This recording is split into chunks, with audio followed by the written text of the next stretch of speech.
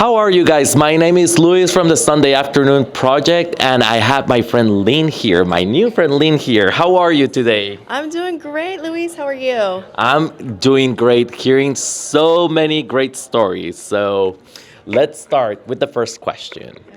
What excites Lynn? What are you passionate about? Wow, there's so many things I'm passionate about, but one of the things that I've been really focused on over the last several years is women in entrepreneurship and specifically first-time women founders and helping them through their journey, helping them get from a concept to an idea and hopefully helping them accelerate their ideas into something, like a unicorn, a new idea, a new concept, a new business.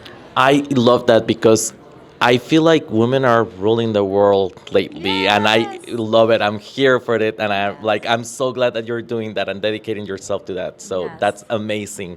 The second question that I have for you, um, what's belonging? When I say belonging, what's belonging for you? Wow, belonging for me, I mean, the first thing I think about is like being in a community of supporters, people who are your vibe tribe. I like to call it my vibe tribe. I have an amazing set of women founders, friends, colleagues who, over the last several years, we have formed together because we all have the same mission, the same vision. We're just so aligned. And when I tell you belonging is like when we could chat about anything from like the hardships, the challenges, to celebrating each other, like that's belonging. Like when you can be really raw and like really just open and transparent, but then also celebrate each other's success, like that is to me like very like belonging.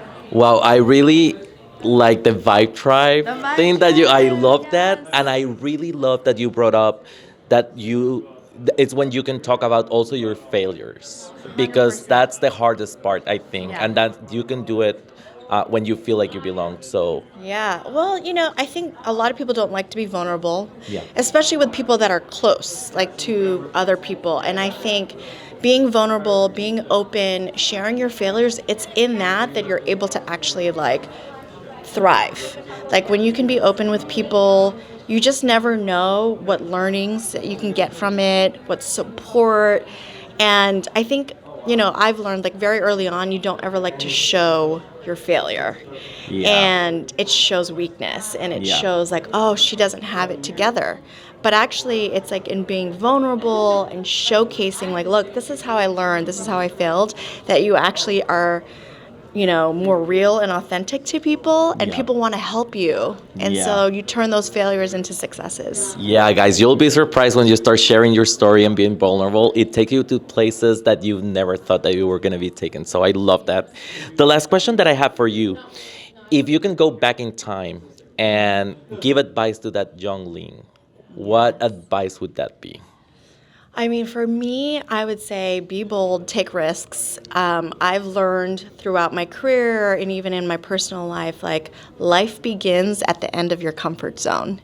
Wow. So be uncomfortable. It's okay. Like if it Wow. doesn't make sense, just do it. So. I think that we found ourselves an ambassador for the Sunday Afternoon Project here. So, yes, I love it. Thank you so much for sharing your story with us. Thank you so much. This was fantastic. I love everything that you're doing. I can't wait to hear everyone else's stories on your platform.